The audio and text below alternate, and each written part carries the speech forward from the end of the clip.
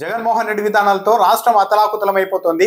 14 లక్షల కోట్లు 15 లక్షల కోట్ల కప్పు చేరిపోయిందంటూ తెలుగుదేశం పార్టీ మీడియా ఒక అబద్ధాన్ని అందంగా అలంకరించి ఊరేగింపు చేస్తూ ఉంటే ఆ ఊరేగింపులో పాల్గొన్న వాళ్ళలో రిటైర్డ్ ఐఏఎస్ అధికారి పివి రమేష్ గారు కూడా ఉన్నారు.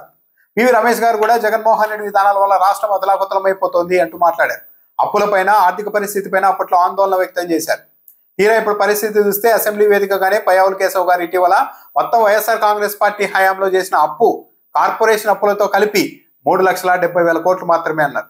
జగన్మోహన్ రెడ్డి ప్రభుత్వం దిగిపోయే నాటికి ఈ అప్పు 14 లక్షల కోట్లు 15 లక్షల కోట్లు కాదు 7 లక్షల కోట్లు కూడా దాటలేదని స్వయంగా అసెంబ్లీ వేదికగా ఆర్థిక మంత్రి అంగీకరించారు. అయితే ఇప్పుడు అప్పట్లో ఈ ప్రచారాన్ని నమ్మి జగన్మోహన్ రెడ్డి హయాంలో భారీగా అప్పులైపోతున్నాయని మాట్లాడిన రిటైర్డ్ అధికారుల మనోభావాలు ఏంటో మనకు తెలియదు. కానీ ఎన్నికలకు ముందు వైసీపీ ప్రభుత్వానికి పలు అంశాల్లో చాలా గట్టిగా వ్యతిరేకంగా వాయిస్ వినిపించిన రిటైర్డ్ అధికారి పివి రమేష్ కూడా ఇప్పుడు తెలుగుదేశం పార్టీ తీవ్ర స్థాయిలో ప్రజా వ్యతిరేకత నిర్ణయాలు తీసుకుంటోంది.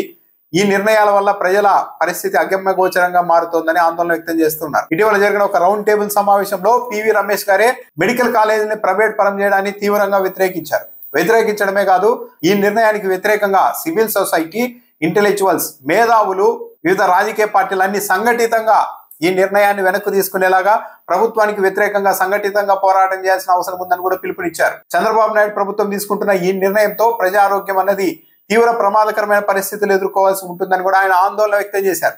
ఇప్పటికీ కూడా అభివృద్ధి చెందిన దేశాల్లో కూడా ప్రజా వైద్యం పైన ఖర్చును ఆయా ప్రభుత్వాలే భరిస్తున్నాయని కూడా ఆయన గుర్తు చేశారు. ప్రజారోగ్యంపై పెట్టే డబ్బును ఒక పెట్టుబడిగా చూడాలి కానీ దాన్ని ఒక ఖర్చులాగా భారంగా చూడకూడదు అని కూడా పివి రమేష్ చెప్తున్నారు. దాంతోపాటు పీపీపీ ముసుగులో ప్రైవేట్ మెడికల్ కాలేజీని ప్రైవేట్గా అప్పగించడం అన్నది పూర్తిగా ప్రజా వ్యతిరేక నిర్ణయమే అని కూడా పివి రమేష్ అభిప్రాయపడ్డారు. సో దీనికి వ్యతిరేకంగా అందరూ కలిసికట్టుగా పోరాటం చేయాల్సిన అవసరం ఉందని కూడా ఆయన పిలుపునిచ్చారు. అయితే ఎన్నికలకు ముందు తమను సమర్థించి వైఎస్ఆర్ కాంగ్రెస్ పార్టీని వ్యతిరేకించిన పివి రమేష్ లాంటి వాళ్ళు కూడా ఈ మెడికల్ కాలేజీలను ప్రైవేట్ పరం చేయడం పైన వ్యతిరేకత వ్యక్తం చేస్తున్నారు అని చంద్రబాబు నాయుడు గారు ఏమైనా తన ఆలోచనల్ని పునరాలోచన చేసుకుంటారా?